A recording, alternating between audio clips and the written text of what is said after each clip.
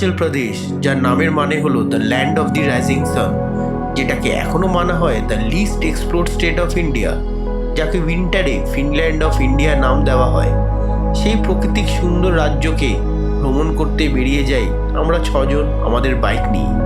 এই ট্রিপে আমাদেরকে অনেক চ্যালেঞ্জেস ফেস করতে হয়, কিন্তু আমরা হার মানিনি। আর মানবো বাই কেন, এই রাইডে আমরা অনেক কিছু শিখতে পেরেছি আমাদের জীবনের ব্যাপারে। অনেক অচেনা লোকও আমাদের বন্ধু হয়ে গেছে সারা জীবনের মতো। নেচারকে এরম আনফিল্টার্ড আর কাছে থেকে অনুভব করতে আর কবে পারবো সেটা তো জানি না, কিন্তু স্মৃতিগুলো থেকে যাবে সারা জীবনের জন্য। তো চলো তোমাদেরকে নিয়ে চলি এই অদ্ভুত লাইফ চেঞ্জিং ট্রিপে। Welcome everyone two Arunachal Pradesh. তো গাইস, আজকে সিরিজটা এখান থেকে শুরু করছি। যেমন দেখতে পাচ্ছ বাইক পুরো প্রিপেয়ার্ড হয়ে গেছে। আর এখন বাজে রাত 3:30 টু বি এক্স্যাক্ট। আর এখন শুরু হচ্ছে আমাদের রাইড টু অরুণাচল। তো চলো বেরিয়ে পড়ি। সবাই দাঁড়িয়ে আছে আমার জন্য পেপসিতে। Let's go.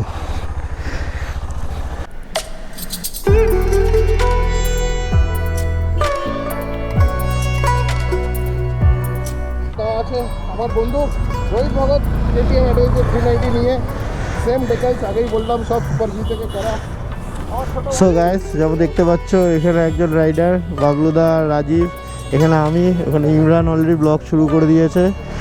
আর এদিকে হলো সৌমদীপ্ত, আর ওদিকে রাজু। তো আমরা এই 6 জন মিলে চলে যাচ্ছি অরুণাচলের জন্য। তো বাইকগুলো যেখানে দাঁড়াবো ওখানে ভালো করে বাইকগুলো সব দেখাবো। বলে দিচ্ছি একটা বিটিওর আছে আমার 390 অ্যাডভেঞ্চার এক্স, ইমরানও 390 অ্যাডভেঞ্চার এক্স, আর সৌমদীপ্তর হলো ক্লাসিক 350। তো চলো জার্নিটা স্টার্ট করি আমরা। আজকে রাইডটা হবে 571 kilometre to Krishna village and farms resort. তো সবাই আমার জন্য পেপসিতে দাঁড়িয়েছিল, আর আমি এখন লিড করছি।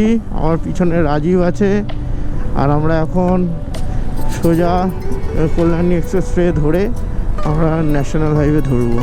তো সবার আগে সবাইকে বলে দিই হ্যাপি পুজো অ্যান্ড শুভ মহা অষ্টমী। আজ অষ্টমীর ভোরে আমরা বেরিয়ে গেলাম ফর অরুণাচল। সব বাইক এখানে সব পরপর দাঁড়িয়ে আছে, দারুণ লাগছে।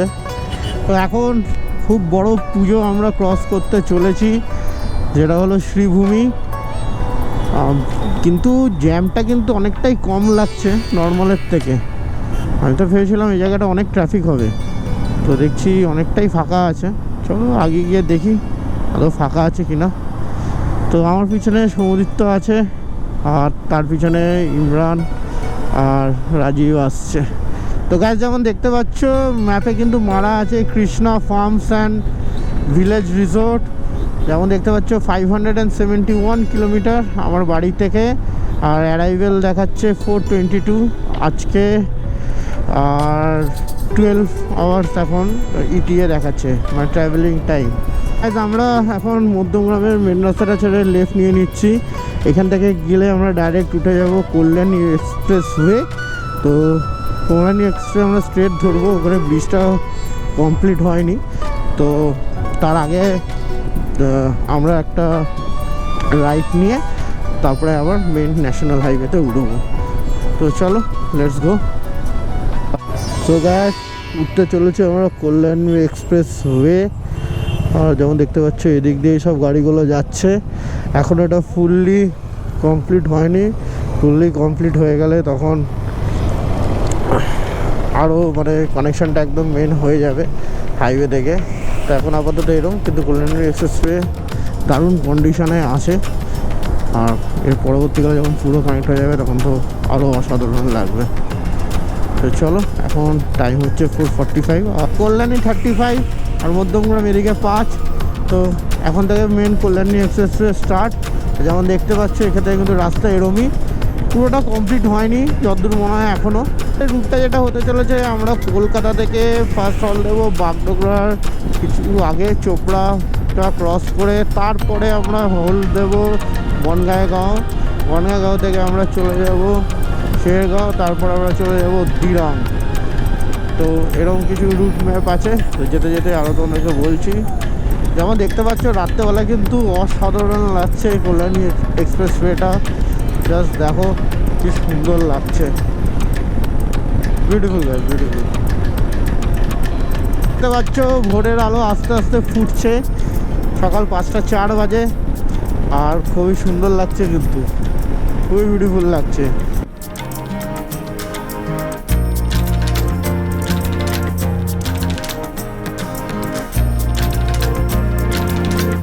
তো গাইস আমাদেরকে এখান থেকে সার্ভিস রোডটা লেফটে নিয়ে নিচ দিয়ে আমাদেরকে আবার রাইট নিতে হবে, কেন যে কল্যাণী এক্সপ্রেসওয়ে ব্রিজটা কমপ্লিট হয়নি, জিপটা নিয়ে নিচ্ছি।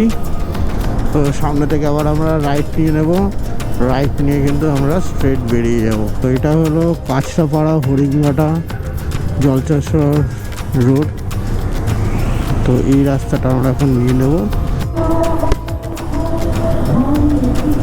তো গাইস এখানে 5 মিনিটস একটু রিফ্রেশমেন্ট ব্রেক নিয়ে আমরা আবার এগিয়ে চললাম টুয়ার্ডস ন্যাশনাল হাইওয়ে 27 আর টুয়ার্ডস কৃষ্ণনগর।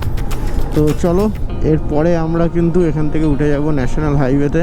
আর যেমন দেখতেই পাচ্ছ খুব একটা বিউটিফুল কিন্তু সানরাইজ হচ্ছে, পিছনে ইমরানও আসছে, আর সামনে যেমন বাবলুদা রাজীব আছে, আর তার আগে সমদীপ্ত আছে।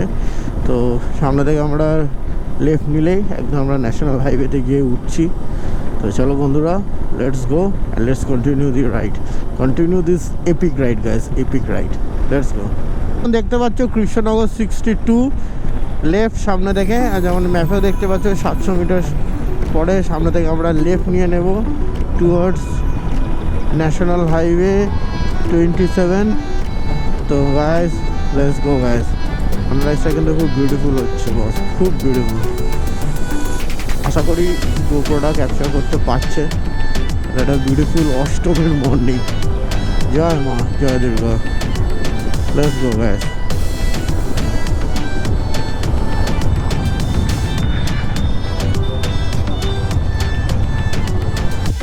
তো গাইস আমরা NH 12 উঠে গেছি, আর দেখো কি বিউটিফুল সানরাইজটা হচ্ছে আমাদের রাইট হ্যান্ড সাইডে।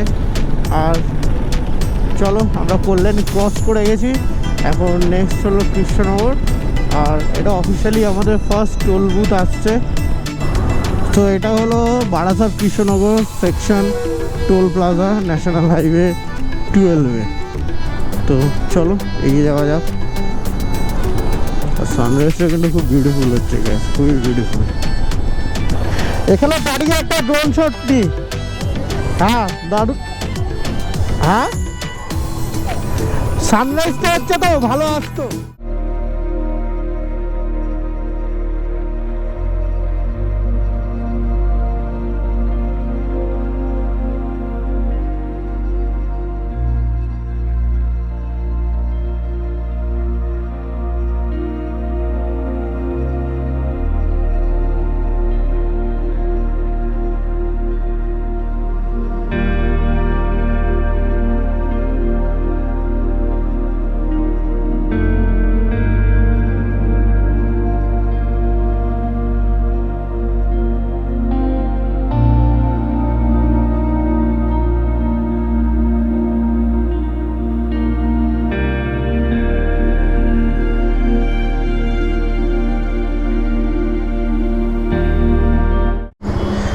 সো গাইজ NH 12-এ দাঁড়িয়ে কিছু অসাধারণ ড্রোন শট নিলাম, আশা করি তোমাদের ড্রোন শটগুলো ভালো লেগেছে। আর চলো এবার বেরিয়ে পড়ি। এখন ডাইরেক্ট কিন্তু দাঁড়াবো কৃষ্ণনগরে। এখান থেকে রানাঘাট আরও ধরে নাও 14 থেকে 15 কিলোমিটার বাকি আছে। তো চলো জার্নিটা কন্টিনিউ করি। আর যদি গাইজ ভালো লেগে থাকে তাহলে একটু লাইক শেয়ার আর সাবস্ক্রাইবটা একটু করে দিও, তাহলে তোমার এই ভাইয়ের খুব কিন্তু হেল্প হয়। চলো বন্ধুরা, লেটস গো। তো গাইজ আমরা রানাঘাট ঢুকে গেছি। তো এখান থেকে রাইট নিলে রানাঘাট স্টেশন। তো আমরা এখন কোনো জায়গায় দাঁড়াবো না, আমরা এখন কিন্তু দাঁড়াবো একদম কৃষ্ণনগরে গিয়ে। গাইজ আমার সাথে আরেকটা রাইডারে অ্যাড করেছে, যেমন দেখতে পারো আমার শ্যাডো আমার সাথে সাথে আমার সঙ্গে একসাথে আমরা যাচ্ছি। দারুণ লাগছে আমার নিজের শ্যাডোকে দেখে। আর চলো শ্যাডো ভাই, চলো রাইডটা এনজয় করি। আর শ্যাডো ভাই তোমাকে কিন্তু সাবধানে সেফলি চালাতে হবে, বাড়িতে কিন্তু তোমার জন্য সবাই ওয়েট করছে, অনেক আশা নিয়ে আছে। তো সাবধানে সেফটি মেনটেন করতে করতে আমরা এগিয়ে চলছি towards Krishnanagar. Krishnanagar 27 kilometre, Shantipur 14 kilometre. এটা ইমরান, এখানে হলো সমৃদ্ধ ক্লাসিক 350 আর সামনে রাজীব আর বাবলুদা হচ্ছে দুজনে শেয়ার করে চালাচ্ছে মিটিওর 350। তো ইমরান আর আমার 390 অ্যাডভেঞ্চার এক্স, আর আমাদের দুজনের গ্রাফিক্সও সেম, কালারও সেম। তো চলো রাইডটা এনজয় করছি আমরা মারাত্মকভাবে। আর বিভৎস লাগছে, কিন্তু যতটা এনার্জি ডাউন ছিল সব ঠিক হয়ে গেছে। কৃষ্ণনগর 19 কিলোমিটার, বহরমপুর 109 কিলোমিটার, আমরা এগিয়ে চলেছি আমাদের পথে। বিউটিফুল।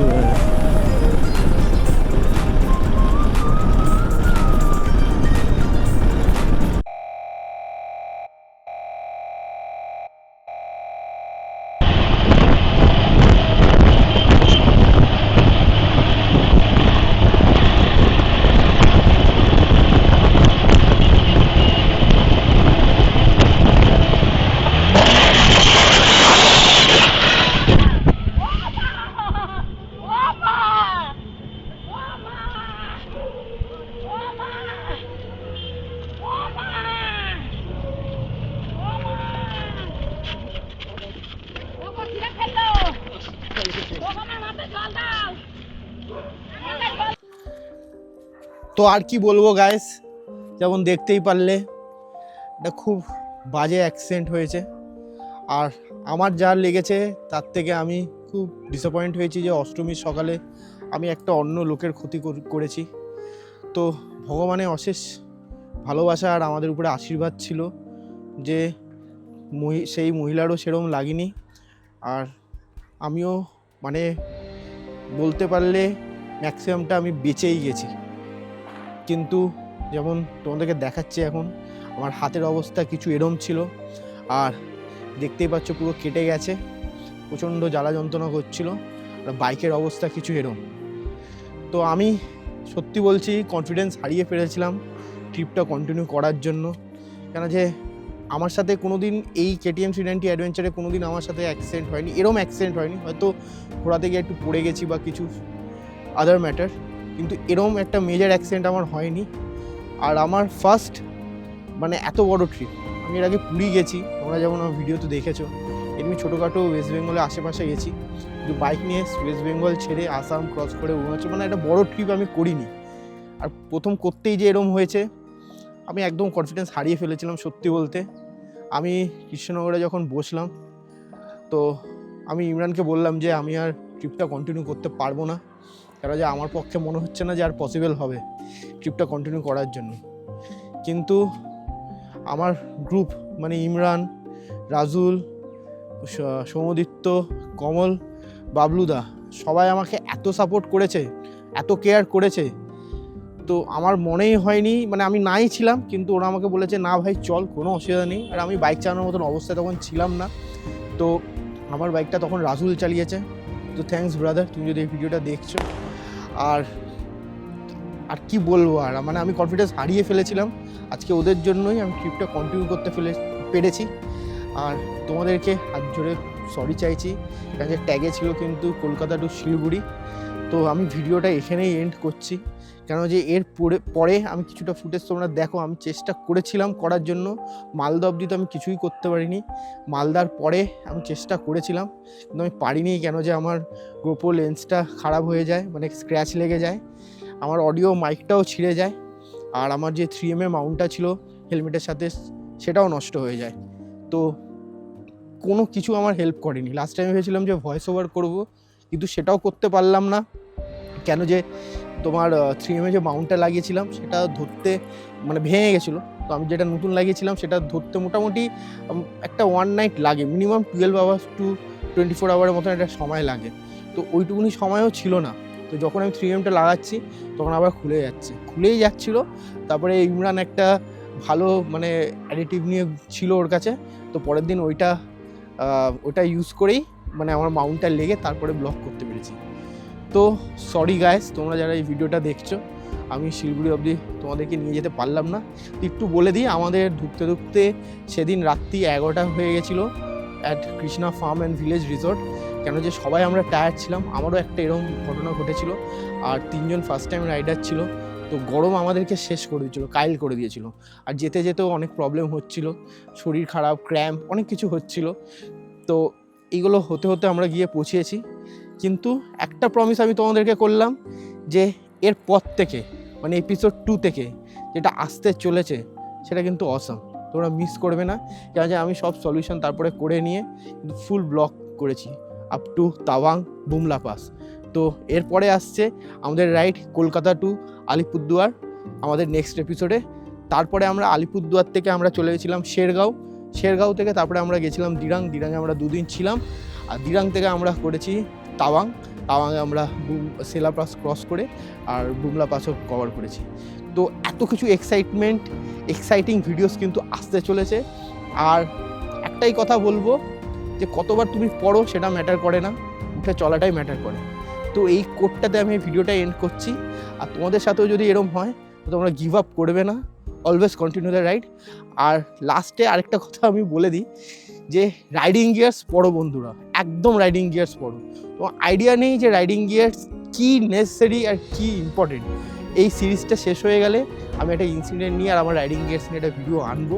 তো জাস্ট তোমাদেরকে একটা জিস্ট বলে দিই, আজকে আমি হাফ গ্লাভস পরেছিলাম, তো আমার এই জায়গাটা কভার ছিল না, তো তার জন্য আমার এই জায়গাটাই আর এই জায়গাটা আমার ছুঁয়েছে। তাছাড়া আমি পুরো রাইডিং গিয়ার পরেছিলাম, তো পুরো রাইডিং গিয়ার বাঁচিয়ে দিয়েছি। বাস এর থেকে বেশি আর কিছু বলবো না, তো আর টাইম খাবো না, 5 মিনিট হয়ে গেছে ভিডিওটা। তো দেখা হচ্ছে অরুণাচল সিরিজে এপিসোড 2 থেকে। চলো গাইস, বাই।